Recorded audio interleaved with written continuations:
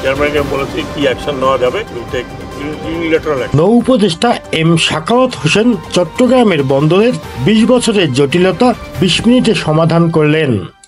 মঙ্গলবার সকালে পরিদর্শনে এসে চট্টগ্রাম বন্দরের বিভিন্ন ইয়ার্ড এবং কাস্টমস এর অকশন সেরে বছরের পর বছর শত গাড়ি এবং বিভিন্ন মামলায় পড়ে থাকতে দেখে অসন্তোষ প্রকাশ করেন নৌ উপদেষ্টা এম সাখাওয়াত হোসেন। তিনি আর সময় ক্ষেপণ না করে দ্রুত গাড়িসহ সব ধরনের স্কেপ সরিয়ে নেওয়ার নির্দেশনা দেন উপদেষ্টা। বাকি পণ্য সরাতে সময়ও বেঁধে দেন তিনি। এইরকম যদি পোর্ট বছরের পর বছর এই অবস্থা থাকে, একটু আগে দেখে আসলাম ট্রাক দাঁড়ানো সেগুলো তো অনিয়মের কথা আমি বললাম, সেই অনিয়মগুলো বের করার জন্য বলেছি। পোর্ট দেখে লোকে মনে করে যে দেশ কত এফিসিয়েন্টলি চলছে। চেয়ারম্যানকে বলেছি কি অ্যাকশন নেওয়া যাবে, এটা উনি বোর্ডের সাথে আলোচনা করে চিন্তা করে নৌ উপদেষ্টার নির্দেশে আধা ঘন্টারও কম সময়ের মধ্যে কাজ শুরু হয়ে যায় চট্টগ্রাম বন্দরে। প্রথম পর্যায়ে সরিয়ে নেওয়া হচ্ছে ২০ বছরের বেশি সময় ধরে খোলা আকাশের নিচে পড়ে থাকা ৩০০টি গাড়ি। বিশাল আকৃতির ক্রেন লাগিয়ে ঘন জঙ্গলে আড়াল হয়ে যাওয়া গাড়িগুলো তুলে এনে রাখা হয় পাশের ইয়ার্ডে। এরপর সেগুলো সারিবদ্ধভাবে রাখা হয় কাস্টমসের নিলাম শেডে।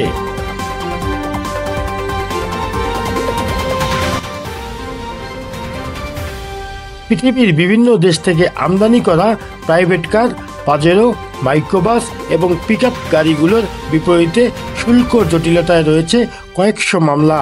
আর এই মামলার কারণে আমদানিকারক যেমন গাড়ি ছাড় করাতে পারেনি, তেমনি আইনি জটিলতায় নিলামে বিক্রি করাও যায়নি গাড়িগুলো। আমাদের গাড়ির মধ্যে প্রায় ১৯৫টা রিট মামলা রয়েছে, ওগুলো খালাস করতে গেলে তো আমার গাড়ি প্রক্রিয়া শেষ না পর্যন্ত আমরা করতে পারবো না। অন্যান্য ক্ষেত্রে প্রায় ১৮৬টা গাড়ি আছে যেটা আমাদের রিট মামলা সংশ্লিষ্ট নেই বলে আমরা জানতে পেরেছি, সেগুলোর অপশনের কার্যক্রম আমরা নেব। রাষ্ট্রের প্রতি কোনো আগ্রহ আমার মতে কোনো কর্মকর্তা কর্মচারী নাই। ওরা যদি জাতীয় রাষ্ট্র স্বার্থে চিন্তা করতো তাহলে এগুলি তড়িৎ ব্যবস্থা করতে পারতো।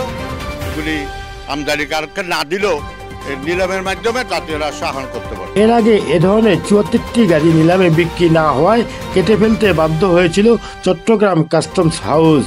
বিদেশ থেকে আমদানি করা ৩০০টি গাড়ি গত ২০ বছরের বেশি সময় ধরে এভাবে পড়ে আছে চট্টগ্রাম বন্দরের শেডে।